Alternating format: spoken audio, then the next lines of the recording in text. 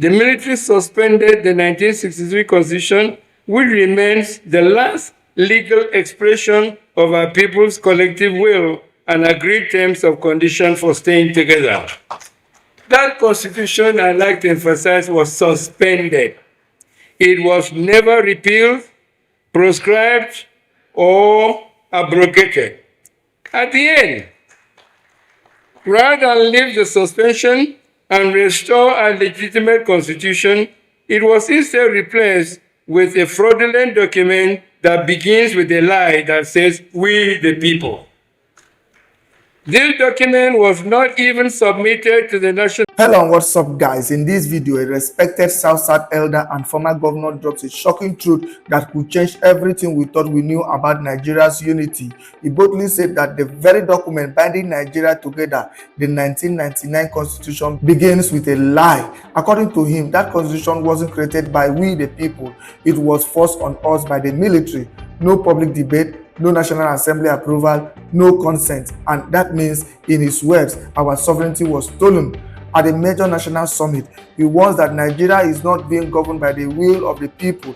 Our democracy, he says, has become a joke where elections don't reflect the people's voice but are rigged behind closed doors. Leaders are imposed, not elected, and party barons, not the people, hold the real power. He didn't stop there. He described Nigeria's current system as an imperial presidential unitary system that is dragging the country towards collapse. And unless we act fast, the nation could slip into irreversible fragmentation. What's the solution? According to him, it is simple but urgent. Sovereignty must return to the people. The fraudulent constitution must be replaced with a truly people-driven one. True federalism must be restored. Federating unit must get real autonomy, and accountability must be enforced at all levels of government.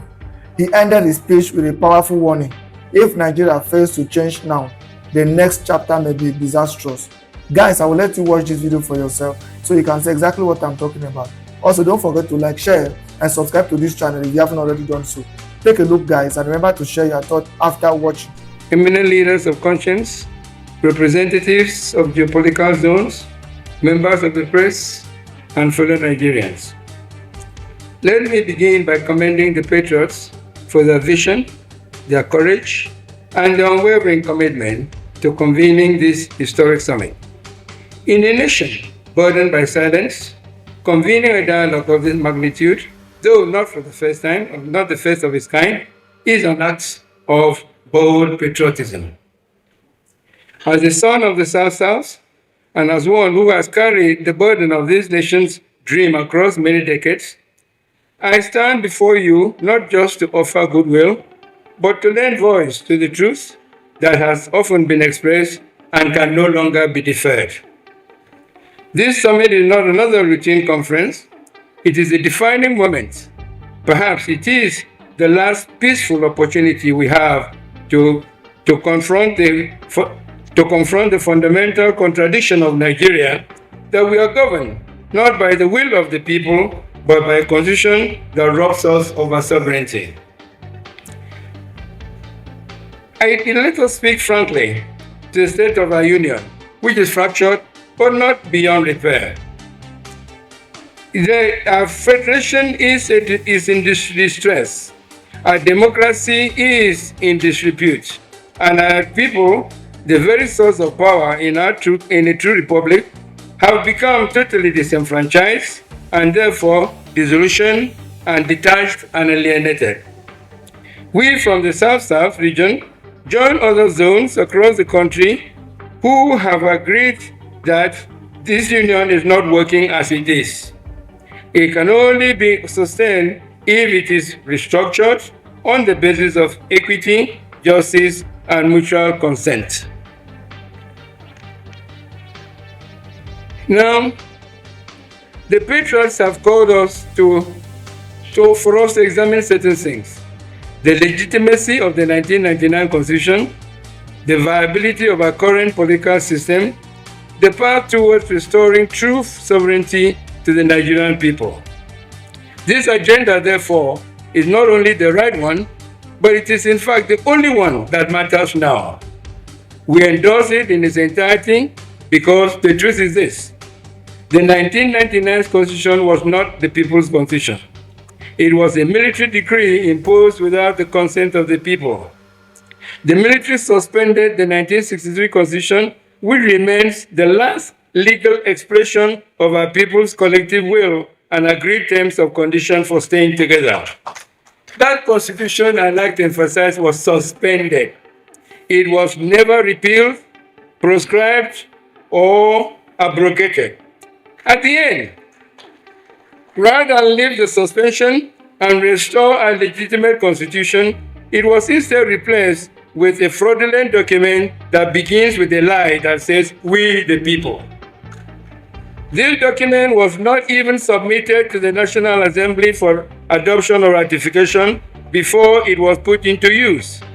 The people of Nigeria were not consulted, we did not consent, it was foisted on us, and our sovereignty was therefore stolen. Now, let us look at why our present political system cannot work. We are running a democracy where election results are determined not by the ballot, but by various other undemocratic means. Representatives and leaders are selected by a few and imposed. They are not elected. Power flows from the party barons and not from the people. Public service is privatized for profit, to individual profit, and not for national purpose. This is not democracy. This elite authoritarianism with scant democratic decoration on it. And the people know it.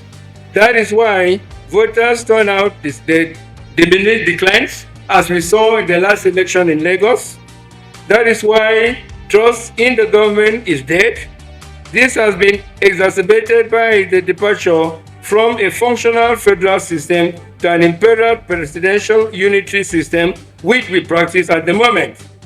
Unless we act now, we reverse this situation, the country is bound to go into fragmentation. So we, in consultation with other leaders and the compatriots, a group that I lead, believe the following must be addressed in the new constitution. Sovereignty must return to the people. We must get rid of this unitary system and reinstate the federal system of governance that our founding fathers had agreed to. True federalism must guarantee maximum autonomy to the federating units. Cost of politics must be brought down to open space for inclusiveness and real leadership. Unicameral legislature with ministers appointed only from elected representatives must be reinstated. Real mechanisms for accountability, recall, and sanction for non-performing and deviant public officers must also be instituted. Impunity must end, transparency must begin.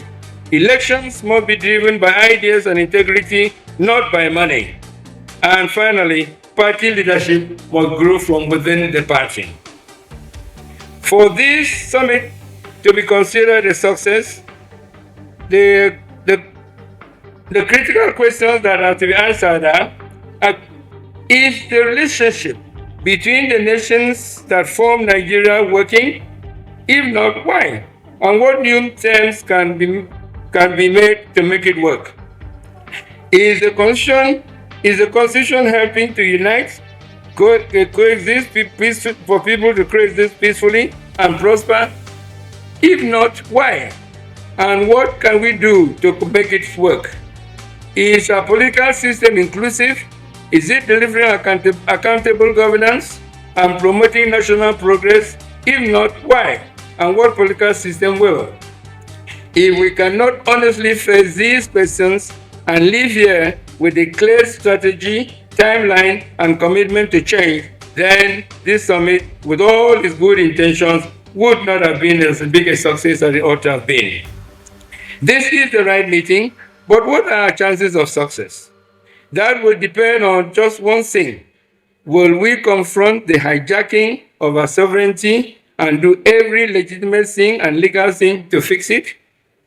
If we live here with a clear, actionable roadmap to 1. Restore sovereignty to the people, 2. Enact a truly people-driven constitution, and 3. Reform our political system to reflect our realities, then this meeting will go down in history as the turning point for Nigeria. But if we live with nothing but speeches, handshakes, and photo ops, the tragedy of Nigeria will continue and we will share in the blame. Let us therefore resolve to reclaim Nigeria together. We must not be afraid to change. What we must rather be afraid of is not to change. Nigeria's unity will only be preserved through fairness and justice, not force or fear. And if we miss this opportunity, the next chapter may be one of irreversible fragmentation. I believe, and I know that many of you also believe, that time is running out. Let this summit be a strident call for a new beginning. Let the patriots be remembered as the spark that reignited the flame of sovereignty. Let Nigeria be reborn, not just as a country, but as a true nation. Thank you very much, and history will remember this day, not for what we did, or not for what we said, but for what we were able to change. And may God bless you as you deliberate and come up with solutions. Thank you very much.